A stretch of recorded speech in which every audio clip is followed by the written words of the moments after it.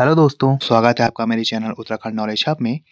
दोस्तों, उत्तराखंड प्रवक्ता lower PCS और पुलिस के सिलेबस के अनुसार आज हम हिंदी टॉपिक के उपसर्ग के बारे में जानेंगे और पढ़ेंगे। और दोस्तों, इसमें हमने एक ही वीडियो में सारे उपसर्ग जो है कंप्लीट किए हैं। दोस्तों, यहाँ उत्तराखंड की सभी सरकारी भर्ती परीक्षाओं व सभी केंद्रीय सरकारी भर्ती परीक्षाओं के लिए समान रूप से उपयोगी है। तो चलिए दोस्तों, आज का टॉपिक शुरू करते हैं। उपसर्ग। दोस्तों, उपसर्ग दो शब्दों उप और सर्ग से मिलकर बना है, जिसमें उप का अर्थ है समीप तथा सर्ग का अर्थ है सृष्टि करना, अर्थात किसी शब्द के समीप आकर नया शब्द बनाना। दोस्तों, उपसर्ग वो होते हैं जो किसी भी शब्द के पहले लगकर एक नया शब्द बनाते हैं और शब्द को नया अर्थ प्रदान करते हैं। अब दोस्तों, इसकी परिभाषा देखते हैं। वे शब्दांश जो मूल शब्द के पहले लगकर उनके अर्थ में विशेषता उत्पन्न कर देते हैं, अर्थात उनके मूल रूप में परिवर्तन कर देते हैं, उपसर्ग कहलाते हैं। जैसे हार शब्द का अर्थ है पराजय, परंतु यदि शब्द के आगे प्र उपसर्ग लगा दिया जाए तो नया शब्द प्रहार बन जाएगा, जिसका अर्थ होता है चोट करना।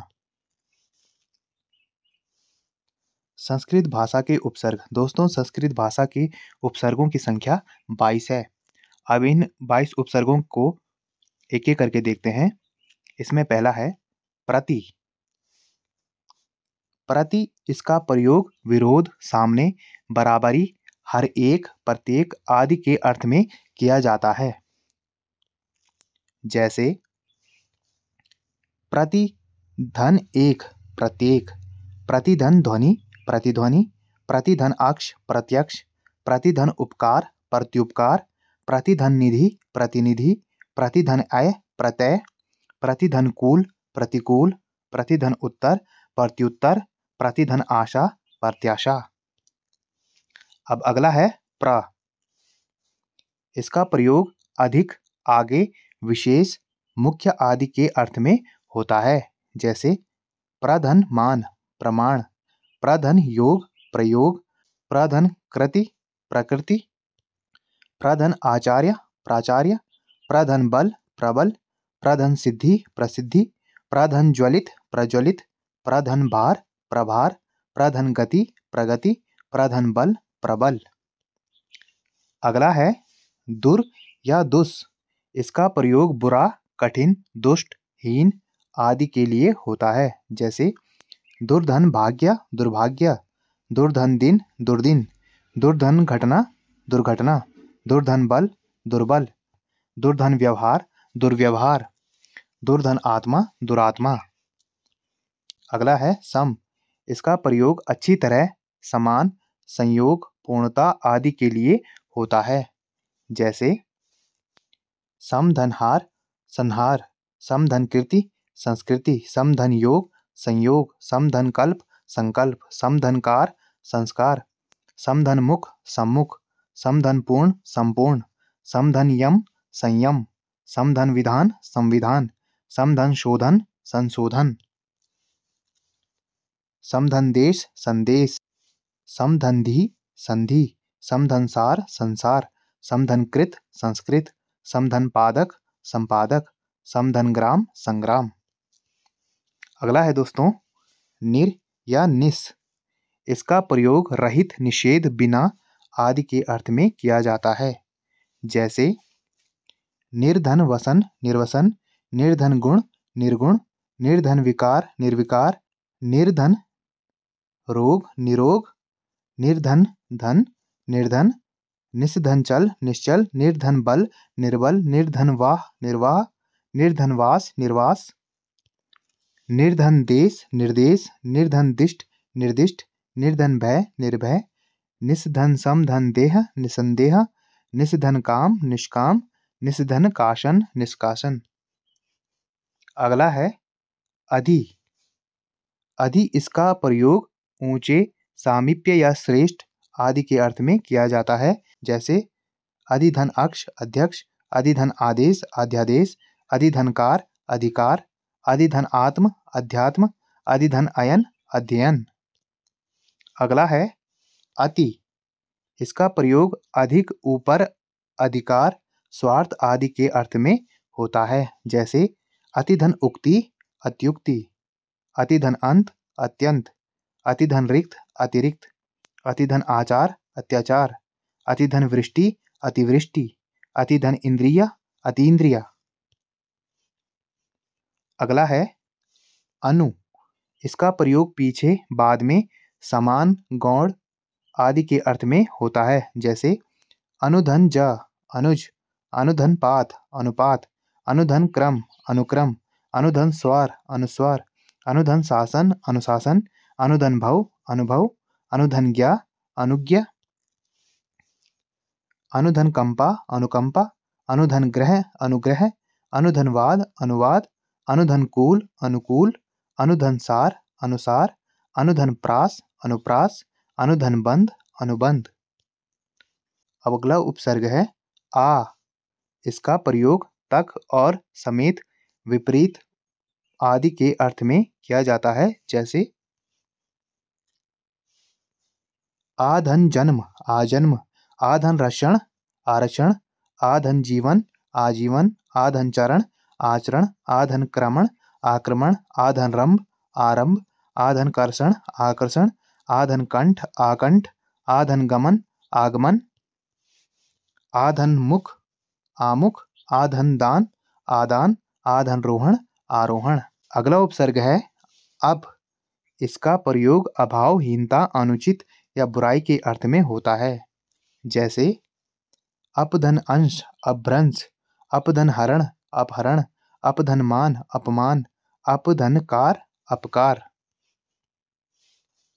अपधन राध, अपराध, अपधन अंग, अपंग, अपधन केंद्र, अपकेंद्र। अगला उपसर्ग है अभी। इसका प्रयोग सामने, चारों ओर, पास आदि के अर्थ में होता है, जैसे अभिधन आगत, अभ्यागत, अभिधन उदय, अभ्युदय, अभिधन प्राय, अभिप्राय, अभिधन शाप, अभिशाप, अभिधन नय, अभिनय, अभिधन मान, अभिमान, अभिधन ज्ञान, अभिज्ञान, अभिधन यान, अभियान। अगला उपसर्ग है उत या उद। इसका प्रयोग ऊंचा, श्रेष्ठ, ऊपर के अर्थ में किया जाता है, जैसे उत्धन घाटन, उद्घाटन, उत्धन लास, उल्लास, उत्धन श्वास, उच्छ्वास, उत्धन तम, उत्तम, उत्धन लंघन, उल्लंघन, उत्धन नयन, उन्नयन, उत्धन लेख, उल्लेख, उत्धन चारण, उच्चारण, उत्धन योग, उद्योग, उत्धन विघ्न, उद्विग्न, उत्धन डयन, उड्डयन, उत्धन हार, उद्धार, उत्धन शिष्ट, उच्छिष्ट, उत्धन चिन्ह, उच्छिन्न। अगला उपसर्ग है सु। इसका प्रयोग अच्छा, सुंदर, सहज, सुखी आदि के अर्थ में होता है, जैसे सुधन आगत, स्वागत, सुधन गम, सुगम, सुधन यश, सुयश, सुधन दर्शन, सुदर्शन, सुधन संगति, सुसंगति, सुधन योग्य, सुयोग्य, सुधन अच्छ, स्वच्छ, सुधन डौल, सुडौल। अगला उपसर्ग है नी। इसका प्रयोग निषेध, नीचे, अधिकता आदि के अर्थ में किया जाता है, जैसे निधन कृष्ट, निकृष्ट।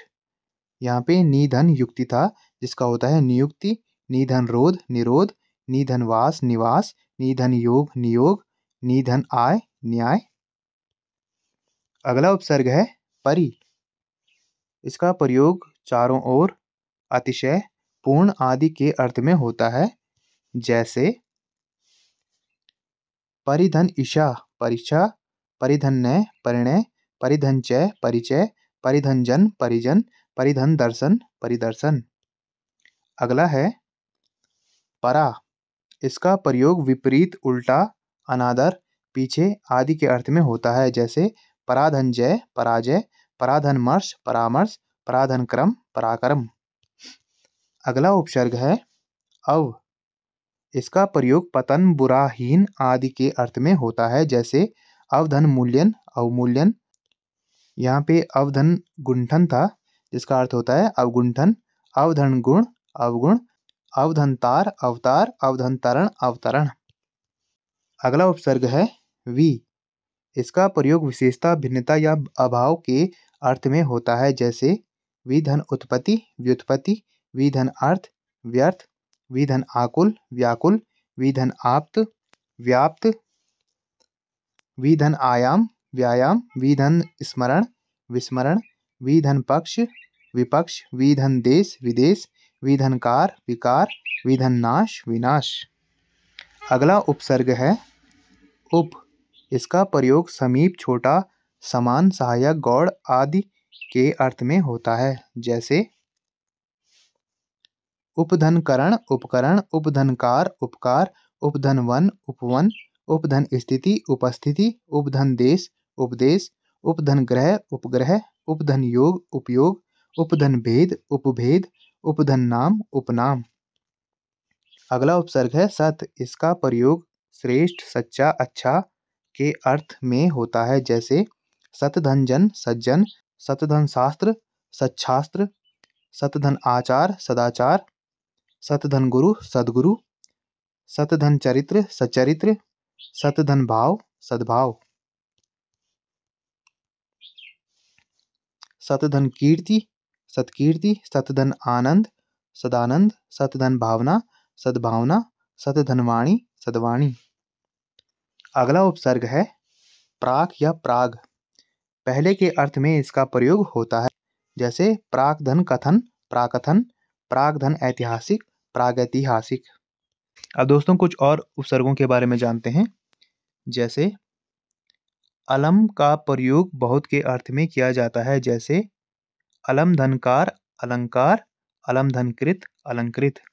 उसी प्रकार प्रादुर जो उपसर्ग है इसका प्रयोग प्रकट होने के अर्थ में होता है। जैसे प्रादुर्धन भाव प्रादुर्भाव। दोस्तों अब हिंदी के उपसर्गों के बारे में जानते हैं। हिंदी के उपसर्गों की संख्या 10 होती है, जो इस प्रकार से हैं। इसमें पहला उपसर्ग है अ या अन। ये अभाव के अर्थ में इसका प्रयोग होता है। जैसे अधन गम्य अगम्य, अधन धर्म अधर्म, अधन हिंसा अहिंसा, अधन थाह अथाह, अधन साध्य असाध्य, अधन भागा अभागा, अधन जान अजान, अधन मर अमर, अधन मोल अमोल, अनधन मोल अनमोल। अगला उपसर्ग है अध। आधा के अर्थ में इसका प्रयोग होता है। जैसे अधधन खिला अधखिला, अधधन मरा अधमरा, अधधन जला अधजला, अधधन पका अधपका। अगला उपसर्ग है उन। एक कम के अर्थ में इसका प्रयोग होता है। जैसे उन धन 30 29, उन धन 60 59, उन धन 19 19। अगला उपसर्ग है औ या अव। हीनता के अर्थ में इसका प्रयोग होता है। जैसे औधन धड़ औधड़, औधन गुण अवगुण, औधन सर औसर, औधन गुण अवगुण। अगला उपसर्ग है क या कु। बुरा या बुराई के अर्थ में इसका प्रयोग होता है। जैसे कुधन पात्र कुपात्र, कुधन चक्र कुचक्र, कुधन ढंग कुढंग, कुधन प्रथा कुप्रथा, कुधन क्रम कुकर्म, कुधन पंथ कुपंथ, कधन पूत कपूत। अगला उपसर्ग है भर। भरा हुआ या पूरा के अर्थ में इसका प्रयोग होता है। जैसे भरधन पेट भरपेट, भरधन मार भरमार। अगला है नी। रहित निषेध के अर्थ में इसका प्रयोग होता है। जैसे निधन धड़क निधड़क, निधन कम्मा निकम्मा, निधन डर निडर। अगला उपसर्ग है दु। कम हीन के अर्थ में इसका प्रयोग होता है। जैसे दूधन बला दुबला, दूधन काल दुकाल, दूधन लारा दुलारा। अगला उपसर्ग है बिन। रहित के अर्थ में इसका प्रयोग होता है। जैसे बिन धन ब्याह बिन ब्याह। अगला उपसर्ग है सु या सा। सहित अच्छा के अर्थ में ये प्रयोग होता है। जैसे सुधन संगठित सुसंगठित, सुधन डौल सुडौल, सुधन जान सुजान, सुधन पात्र सुपात्र, साधन हित सहित, साधन जग सजग, साधन पूत सपूत। अब दोस्तों कुछ अन्य उपसर्ग हैं जो इस प्रकार से हैं। जैसे अल। निश्चित ठीक या पूरा के अर्थ में यह प्रयोग होता है। जैसे अल धन बता अलबता, अल धन मस्त अलमस्त। उसी प्रकार अगला उपसर्ग है हर। प्रत्येक के अर्थ में यह प्रयुक्त होता है। जैसे हर धन रोज हर रोज, हर धन साल हर साल। अगला उपसर्ग है कम। थोड़ा हीन के अर्थ में यह प्रयोग होता है। जैसे कम धन अक्ल, कम धन वक्त, कम धन सिन, कम धन उम्र, कम धन ख्याल, कम ख्याल। अगला उपसर्ग है गैर। ये भिन्न विरुद्ध के अर्थ में प्रयुक्त होता है, जैसे गैर धन हाजिर, गैर हाजिर, गैर धन कानूनी, गैर कानूनी। अगला उपसर्ग है हम। साथ समान के अर्थ में यहाँ प्रयुक्त होता है, जैसे हम धन शक्ल, हम धन दर्द, हम धन दर्दी, हम धन उम्र, हम उम्र। अगला उपसर्ग है बद। बुरा के अर्थ में यहाँ प्रयुक्त होता है, जैसे बद धन किस्मत, बदकिस्मत, बद धन माश, बदमाश, बद धन बू, बदबू, बद धन सूरत, बदसूरत।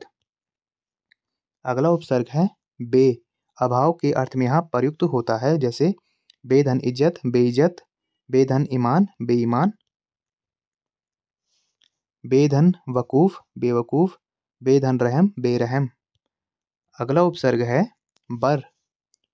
ऊपर, पर और बाहर के अर्थ में यहाँ प्रयुक्त होता है, जैसे बरधनदास्त, बर्दाश्त। अगला उपसर्ग है खुश। अच्छा के अर्थ में यहाँ प्रयुक्त होता है, जैसे खुश धन खबरी, खुशखबरी, खुश धन किस्मत, खुशकिस्मत, खुश धन हाल, खुशहाल, खुश धन मिजाज, खुश मिजाज। अगला उपसर्ग है ना। अभाव नहीं के अर्थ में यहाँ प्रयुक्त होता है, जैसे ना धन राज, नाराज, ना धन पसंद, नापसंद, ना धन बालिक, नाबालिक, ना धन लायक, नालायक। ना धन समझ, ना समझ, ना धन मुमकिन, नामुमकिन। अगला उपसर्ग है ला। बिना अभाव के अर्थ में यह प्रयुक्त होता है, जैसे लाधन चार, लाचार, लाधन वारिश, लावारिश, लाधन जवाब, लाजवाब, लाधन पता, लापता, लाधन परवाह, लापरवाह। अगला उपसर्ग है दर। में के अर्थ में यहाँ प्रयुक्त होता है, जैसे दरधन असल, दरअसल, दरधन मियान, दरमियान। अगला उपसर्ग है बिल। साथ के अर्थ में यह प्रयुक्त होता है, जैसे बिल धन कुल, बिल्कुल। अब है बिला। बिना के अर्थ में यहाँ प्रयुक्त होता है, जैसे बिला धन शक, बिलाशक। अगला है ब। साथ के अर्थ में यहाँ प्रयुक्त होता है, जैसे बा धन नाम, बनाम, बा धन दौलत, बदौलत, बा धन दस्तूर, बदस्तूर, बा धन खूबी, बखूबी। अगला है बा। सहित के अर्थ में यह प्रयुक्त होता है, जैसे बा धन कायदा, बाकायदा, बा धन वजूद, बावजूद। अगला है एन। पूरा ठीक के अर्थ में यहाँ प्रयुक्त होता है, जैसे एन धन वक्त, एन वक्त। अगला उपसर्ग है सर। ये मुख्य के अर्थ में प्रयुक्त होता है, जैसे सर धन ताज, सरताज, सर धन नाम, सरनाम, सर धनकार, सरकार, सर धनदार, सरदार, सर धनहद, सरहद। तो दोस्तों, आज हमने उपसर्गों के बारे में जाना, जो कि उत्तराखंड प्रवक्ता, लोअर पीसीएस और पुलिस भर्ती के लिए बहुत ही महत्वपूर्ण है। और हमने लगभग इसमें पूरे जो उपसर्ग का टॉपिक है वो कंप्लीट करने की पूरी कोशिश की है, और उम्मीद है आप लोगों को यह वीडियो अच्छी लगी होगी। और ऐसी ही ज्ञानवर्धक वीडियोस के लिए आप मेरे चैनल को लाइक कीजिए, कमेंट कीजिए, शेयर कीजिए और सब्सक्राइब कीजिए, और मुझे इंस्टाग्राम पे फॉलो कीजिए। और इस वीडियो की पीडीएफ के लिए आप मेरे टेलीग्राम को ज्वाइन कीजिए, और मेरे चैनल को ज़्यादा से ज़्यादा सब्सक्राइब कीजिए और इसे अपने दोस्तों के साथ शेयर कीजिए। Thank you.